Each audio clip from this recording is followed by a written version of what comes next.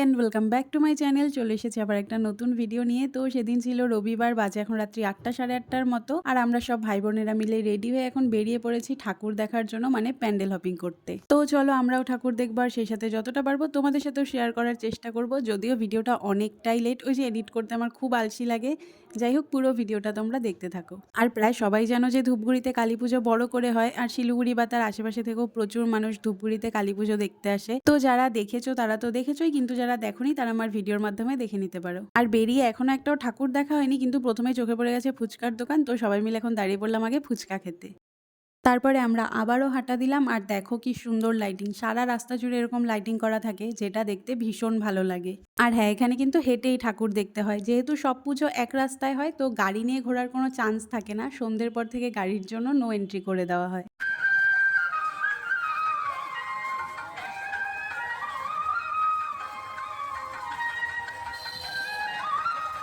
আর এই যে প্রথমেই চলে আসলাম আমরা এস্টেস ক্লাবের পুজো দেখতে। এটা এখানকার একটা নামকরা বড় ক্লাব। আর এখানে ভিড়টা তোমরা দেখতেই পাচ্ছ, প্রচুর ভিড় হয়েছিল আর বেশ অনেকক্ষণ লাইনে দাঁড়িয়ে থাকতে হয়েছে। প্রতি বছর এখানে খুব সুন্দর প্যান্ডেল করা হয়, এবছরও ভালোই হয়েছিল, তবে আমার অতটা ভালো লাগেনি, কিন্তু ঠাকুরের মূর্তিটা খুব সুন্দর হয়েছে।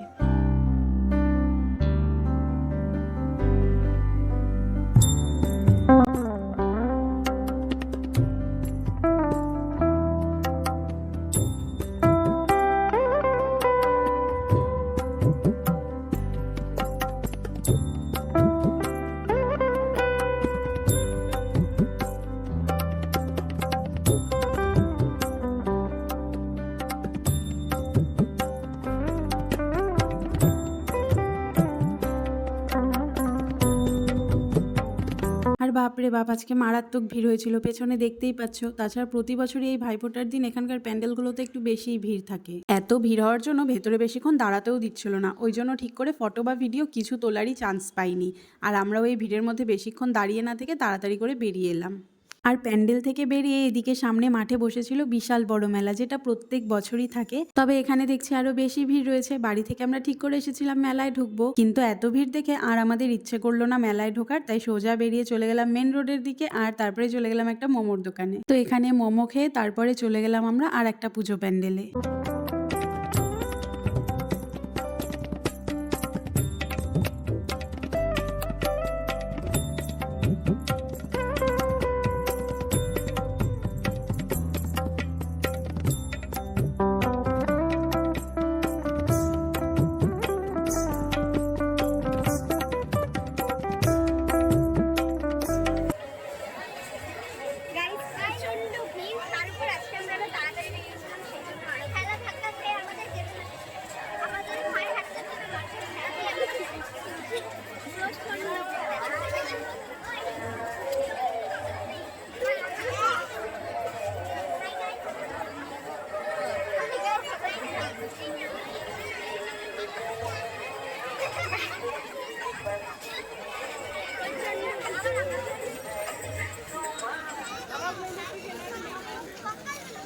এখন এইটা দেখার জন্য প্রচুর মানুষের ভিড় লেগে যাবে, এটা ফটো তোলার জন্য।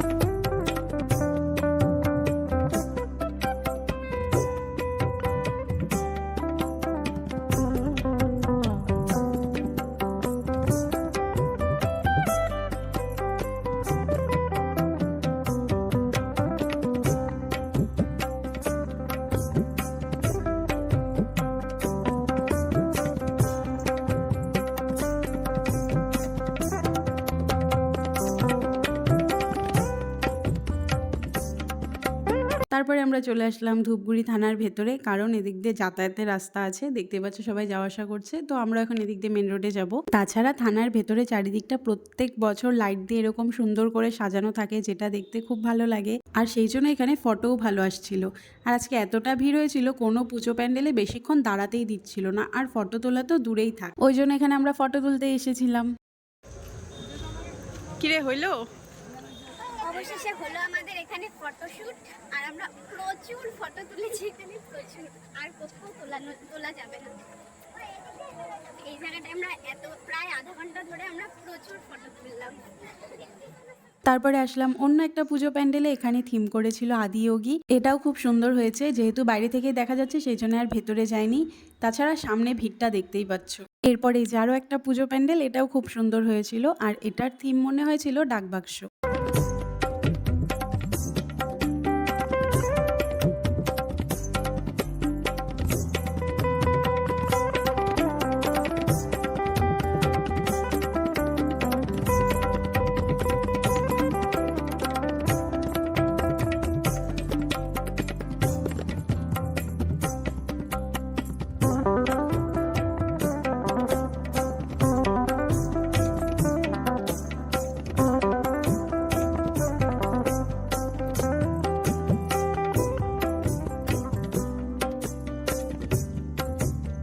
তো এতক্ষণ ধরে অনেক ঘোরা হলো আর অনেকটা রাত্রিও হয়ে গেছে এখন, সেই জন্য চলে আসলাম ডিনার করতে। এখান থেকে খাওয়া দাওয়া করে তারপরে যাব আমরা বাড়িতে। হয়ে গেছে, এখন আমরা যাব বাড়িতে। আর বাড়িতে যাওয়ার পথে যে কটা ঠাকুর আছে, দুটা প্যান্ডেল আছে, তো সেগুলো দেখে তারপরে যাবো বাড়ি। ডগি বল আবার লুকটা কেমন লাগছে গাইস? আমার লুকটা খুব সুন্দর লাগছে, আমি জানি।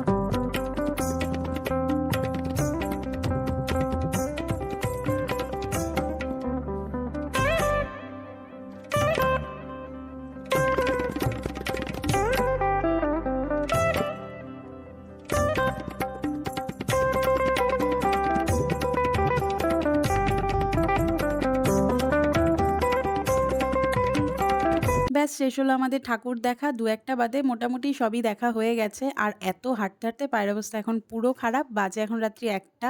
আর সবশেষে এখন আইসক্রিম খেতে খেতে যাচ্ছি আমরা বাড়িতে। তো চলো ভিডিওটা এখানেই শেষ করছি, ভালো লাগলে লাইক কমেন্ট করো আর প্লিজ চ্যানেলটা সাবস্ক্রাইব করে দিও।